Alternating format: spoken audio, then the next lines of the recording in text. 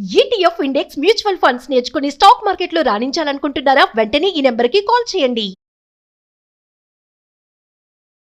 Iran, Israel, United states of America ఏం జరుగుతుంది?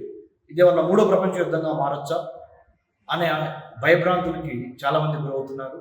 ముఖ్యంగా అమెరికా, ఇజ్రాయెల్ కలిసి ఇరాన్ మీద దాడి చేయడము, ఇరానియన్ లీడర్షిప్ దానికి రిటాలియేషన్లు అంటే తిరిగి సమాధానం చెప్పే ప్రక్రియలో భాగంగా అమెరికాకి సంబంధించిన మిలిటరీ స్థావరాలు అది బహ్రెయిన్లో కానీ, కువైట్లో కానీ, లేదా మరి దోహా ఖతార్లో కానీ, లేదా సౌదీ అరేబియాలో కానీ ఉన్న అమెరికన్ స్థావరాలు ఆర్ యునైటెడ్ అరబ్ ఎమిరేట్స్ అంటే దుబాయ్ అలాంటి ప్లేసెస్లో అమెరికా యొక్క బేసెస్ ఎక్కడెక్కడ ఉన్నాయో ఆ బేసెస్ మీద ఇరాన్ స్ట్రైక్ చేయడం మొదలుపెట్టింది. ఇది చిలికి గాలివాన్ అయ్యి మరి పశ్చిమ ఆసియా అంతా బొగ్గుమని మండుతున్న ఈ సందర్భంలో గల్ఫ్ కోఆపరేషన్ కౌన్సిల్ కంట్రీస్ అయిన Saudi Arabia, Bahrain, Qatar, UAE countries అన్నీ ముఖ్యంగా మరి ఆయిల్ ఇంక్లూడింగ్ ఇరాన్తో కలుపుకుంటే 6 గల్ఫ్ కోఆపరేషన్ కౌన్సిల్ కంట్రీస్ మరి ఆయిల్, న్యాచురల్ గ్యాస్ని ప్రతిరోజు స్ట్రైట్ ఆఫ్ హర్మూజ్ జలసంధి ద్వారా అరేబియా సముద్రంలోకి, అరేబియా నుంచి హిందూ మహాసముద్రం గుండా పసిఫిక్ మహాసముద్రం వరకు అంటే హిందూ మహాసముద్రంలో ఉన్న మన ఇండోనేషియా, మలేషియా మధ్య మలక్కా స్ట్రైట్స్ నుంచి మరి పసిఫిక్ మహాసముద్రం వరకు, తద్వారా జపాన్కి, కొరియాకి ఆయిల్ నిల్వలు ఏమైనా నిలిచిపోతాయా, మరి భారతదేశానికి రావాల్సిన ఆయిల్ నిల్వలు కూడా ఏమైనా నిలిచిపోతాయా, రష్యా దగ్గర నుంచి మనం ఆయిల్ తీసుకుంటున్నా కానీ మరి ఈ గల్ఫ్ కోఆపరేషన్ కౌన్సిల్ కంట్రీస్ నుంచి వచ్చిన ఆయిల్ మనకి చాలా ఇంపార్టెంట్. ఇలా ఇది ఒక ఆర్థిక యుద్ధంగా, మిలిటరీ డైరెక్ట్ కాన్ఫ్లిక్ట్గా ఆల్రెడీ మారిపోయింది. ఇది చిలికి గాలివాన అవ్వకుండా ఐక్యరాజ్య సమితి త్వరగా సమావేశమయ్యి శాంతి పవనాలు వీచే విధంగా అన్ని దేశాలు ముక్తకంఠంతో మరి శాంతి కోసము అమెరికా, ఇజ్రాయిల్ అండ్ ఇరాన్ మధ్య ఈ యుద్ధాన్ని ఎంత త్వరగా వీలైతే అంత త్వరగా ఆపాల్సిన బాధ్యత ప్రపంచ శాంతి కోసం మనందరి మీద ఉన్నది. ఇది ఇంకా పెరగటం వలన చాలా పరిణామాలు రావచ్చు. ముఖ్యంగా ఇరాన్కి మద్దతుగా చైనా కానీ, రష్యా కానీ, నార్త్ కొరియా కానీ వస్తే ఇరాన్ బలం పెరిగే అవకాశం ఉంది.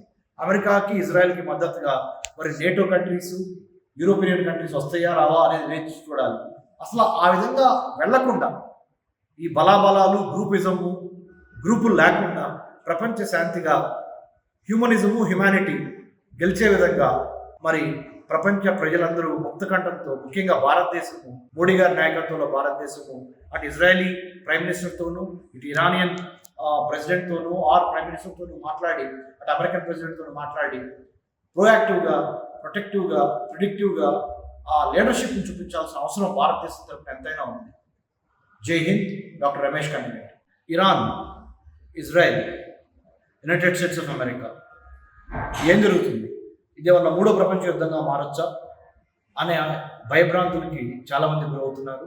ముఖ్యంగా అమెరికా, ఇజ్రాయెల్ కలిసి ఇరాన్ మీద దాడి చేయడము, ఇరానియన్ లీడర్షిప్ దానికి రిటాలియేషన్లు అంటే తిరిగి సమాధానం చెప్పే ప్రక్రియలో భాగంగా అమెరికాకి సంబంధించిన మిలిటరీ స్థావరాలు అది బహ్రెయిన్లో కానీ, కువైట్లో కానీ, లేదా మరి దోహా ఖతార్లో కానీ, లేదా సౌదీ అరేబియాలో కానీ ఉన్న అమెరికన్ స్థావరాలు ఆర్ యునైటెడ్ అరబ్ ఎమిరేట్స్ అంటే దుబాయ్ అలాంటి ప్లేసెస్లో అమెరికా యొక్క బేసెస్ ఎక్కడెక్కడ ఉన్నాయో ఆ బేసెస్ మీద ఇరాన్ స్ట్రైక్ చేయడం మొదలుపెట్టింది. ఇది చిలికి గాలివాన్ అయ్యి మరి పశ్చిమ ఆసియా అంతా బొగ్గుమని మండుతున్న ఈ సందర్భంలో గల్ఫ్ కోఆపరేషన్ కౌన్సిల్ కంట్రీస్ అయిన Saudi Arabia, Bahrain, Qatar, UAE countries అన్నీ ముఖ్యంగా మరి ఆయిల్ ఇంక్లూడింగ్ ఇరాన్తో కలుపుకుంటే 6 గల్ఫ్ కోఆపరేషన్ కౌన్సిల్ కంట్రీస్ మరి ఆయిల్, న్యాచురల్ గ్యాస్ని ప్రతిరోజు స్ట్రైట్ ఆఫ్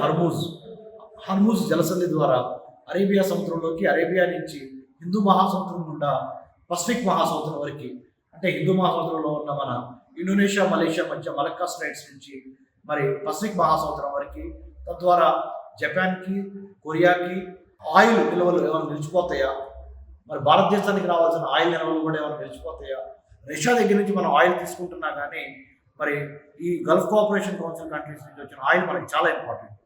ఇలా ఇది ఒక ఆర్థిక యుద్ధంగా, మిలిటరీ డైరెక్ట్ కాన్ఫ్లిక్ట్గా ఆల్రెడీ మారిపోయింది. ఇది చిలికి గాలివాన అవ్వకుండా ఐక్యరాజ్య సమితి త్వరగా సమావేశమయ్యి శాంతి పౌరాలు వీచే విధంగా అన్ని దేశాలు ముక్తకంఠంతో మరి శాంతి కోసము అమెరికా, ఇజ్రాయిల్ అండ్ ఇరాన్ మధ్య ఈ యుద్ధాన్ని ఎంత త్వరగా వీలైతే అంత త్వరగా ఆపాల్సిన బాధ్యత ప్రపంచ శాంతి కోసం మనందరి మీద ఉన్నది. ఇది ఇంకా పెరగటం వలన చాలా పరిణామాలు రావచ్చు. ముఖ్యంగా ఇరాన్కి మద్దతుగా చైనా కానీ, రష్యా కానీ, నార్త్ కొరియా కానీ వస్తే ఇరాన్ బలం పెరిగే అవకాశం ఉంది. అమెరికాకి, ఇజ్రాయెల్కి మద్దతుగా మరి నేటో కంట్రీస్, యూరోపియన్ కంట్రీస్ వస్తాయా రావా అనేది వేచి చూడాలి. అసలు ఆ విధంగా వెళ్లకుండా ఈ బలాబలాలు, గ్రూపులు లేకుండా ప్రపంచ శాంతిగా హ్యుమానిటీ గెలిచే విధంగా మరి ప్రపంచ ప్రజలందరూ ముక్తకంఠంతో, ముఖ్యంగా భారతదేశము, మోడీ గారి నాయకత్వంలో భారతదేశము అటు ఇజ్రాయలీ ప్రైమ్ మినిస్టర్తోనూ, ఇటు ఇరానియన్ ప్రెసిడెంట్తోనూ ప్రైమ్ మినిస్టర్తోనూ మాట్లాడి, అటు అమెరికన్ ప్రెసిడెంట్తోనూ మాట్లాడి ప్రోయాక్టివ్గా, ప్రొటెక్టివ్గా, ప్రిడిక్టివ్గా ఆ లీడర్షిప్ని చూపించాల్సిన అవసరం భారతదేశం తరపున ఎంతైనా ఉంది. జై హింద్. డాక్టర్ రమేష్ కండి.